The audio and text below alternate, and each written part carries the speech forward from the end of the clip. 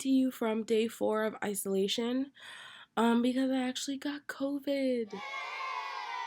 Yeah, and it sucks. I look better than I thought I would look um based on how I feel. I do not feel good.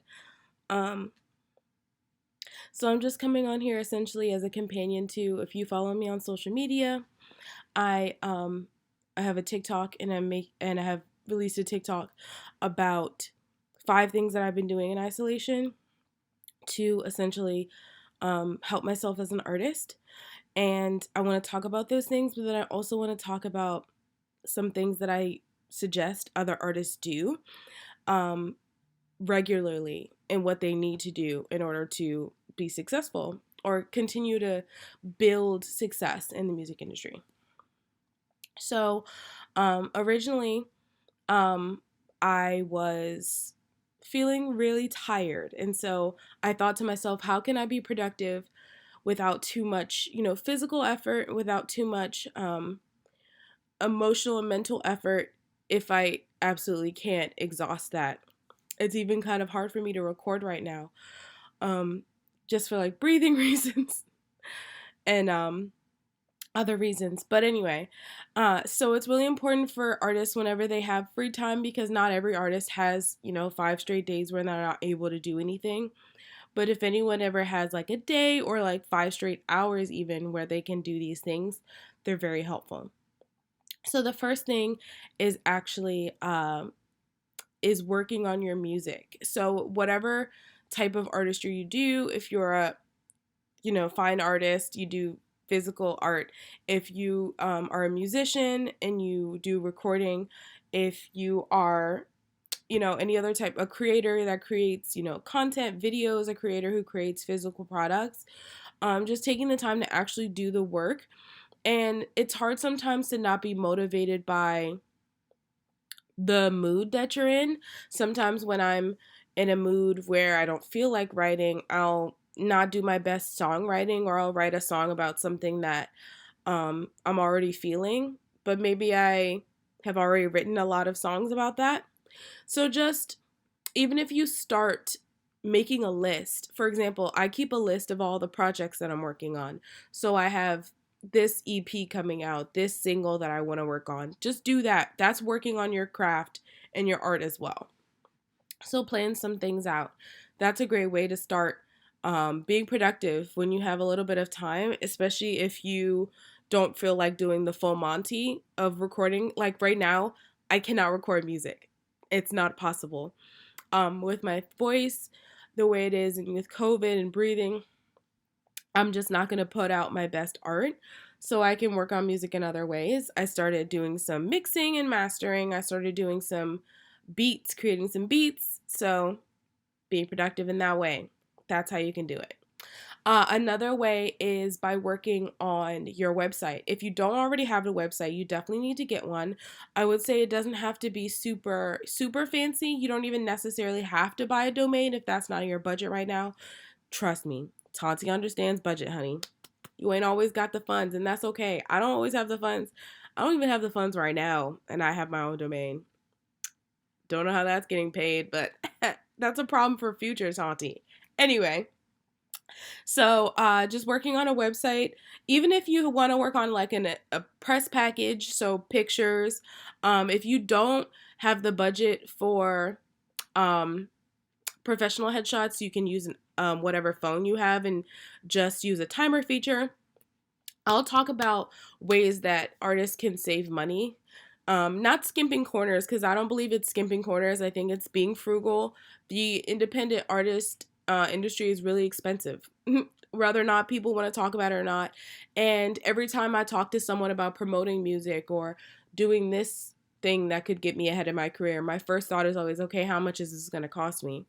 That'll be a separate video, and I'll talk about that later. But anyway, so working on a website, working on your press package, working on materials that you need for, promoting yourself. And that includes things like your socials. And, I started working on some social media content. I use Canva. for graphic design, and I love Canva. It's super user friendly and easy. It's not super expensive if you want to get premium. I think that premium is really valuable. But if you want to, and again, I'll talk about saving money later, but Canva is really good for being able to plan out your website, socials, etc. So that's another thing I did. I also worked on merch. Now, merch is a very tricky subject for me just because when you're building a fan base, it's nice to have something that unifies a fan base. But when you're still building it, you don't want to start losing money on the front end by creating merch that you don't know is necessarily going to sell. And that's been what's been tricky for me. I do have a lot of family and friends who I'm very, very grateful for, and heartbeats who are, sorry, should not be touching my face. That was stupid. Anyway, a lot of family and friends who are very, very supportive and do purchase my merch. However, it's been an interesting journey with merch. Let's just say that for now. But if you want to start working on merch, I would say start small. Maybe start working on a t-shirt, maybe even stickers. Stickers are great because Canva also has stickers, and you can place them all over like your area. So people can go to your local, I don't know, Starbucks and see a sticker of your music outside. You know, that's pretty cool. So yeah, start with stickers, and Canva also has like some options for them to get sent to you. They'll like print them out for you and send them to you, and they're actually not that expensive at all. But again, I'll talk about that more in another video. So working on merch is really good. Along the lines of that is like your branding. So like your colors, your logo, if you want to do that, that's always really helpful. Another thing I've been doing is just taking some time for self-care. That's super, super, super important. I've been catching up on some shows. I haven't really been sleeping, which isn't great, but I've also been delving into some other endeavors that I have that are pretty soothing for me, like writing. I'm a writer, if anybody doesn't know, in addition to being an artist. So that's been good for my mental health to be able to have those outlets in other ways. And then finally, I've just been trying to catch up with my family and friends, which is also really important for artists. You need to have that network. You need to be able to feel like you have, people who are supporting you in your circle. And that can be really tough to not be able to spend time with them because as an artist, I know personally, I'm working to put food on the table, or I haven't been working for quite some time full-time, so I've been trying to work full-time, trying to find full-time employment, and then trying to do that recording artist when I have time for that, and it's not very easy to be able to connect with family. So it's important to be able to spread out and balance your time, and time management is something I'm really bad at, so I'll probably make another video about that too. But yeah, so that's another thing I've been really trying to work on and get better with. Sorry about that. I had to stop because I had like a little malfunction. Anyway, but and then the final thing I've been doing is just what I'm doing now, recording videos for my YouTube channel and editing those.